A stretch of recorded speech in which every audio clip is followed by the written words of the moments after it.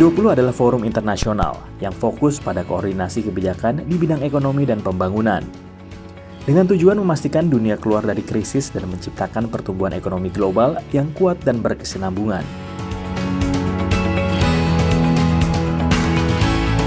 Perhelatan pertemuan puncak KTT G20 berlangsung pada 15-16 November di Bali.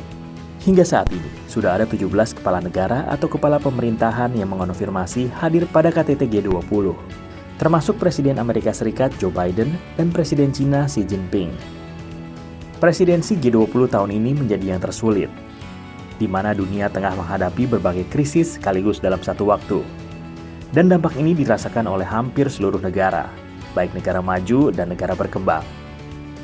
Untuk itu, sebagai presidensi G20, Indonesia mengusung semangat pulih bersama dengan tema Recover Together, Recover Stronger. Tema ini diangkat oleh Indonesia, menimbang dunia yang masih dalam tekanan akibat pandemi COVID-19.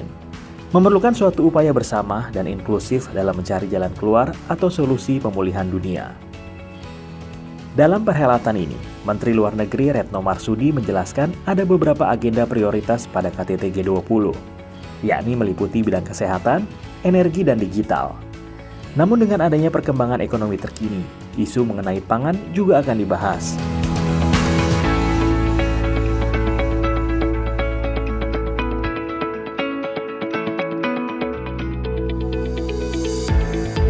Mari kita lihat 4 agenda prioritas ini.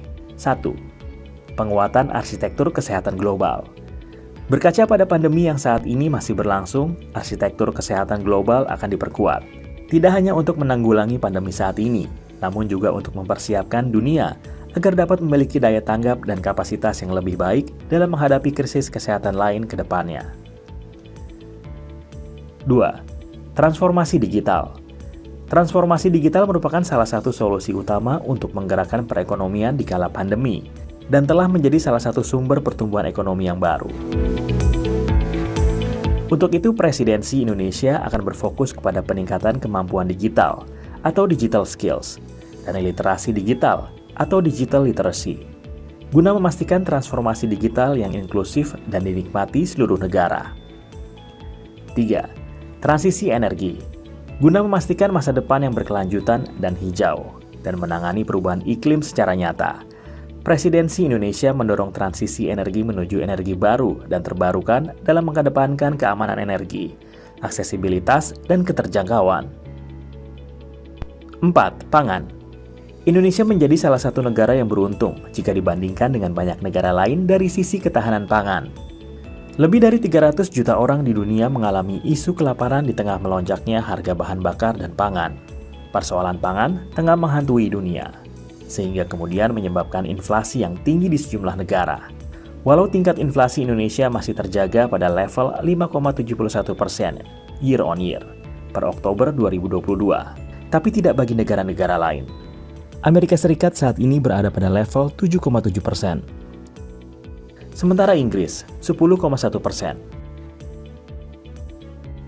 Jerman 10%. Dan Turki mengalami inflasi tertinggi dalam 20 tahun terakhir, yang saat ini mencapai 85,51%. Menteri Luar Negeri Retno Marsudi juga mengatakan, konferensi tingkat tinggi atau KTT G20 di Bali tidak boleh gagal, karena G20 hasil kerjanya ditunggu oleh masyarakat dunia.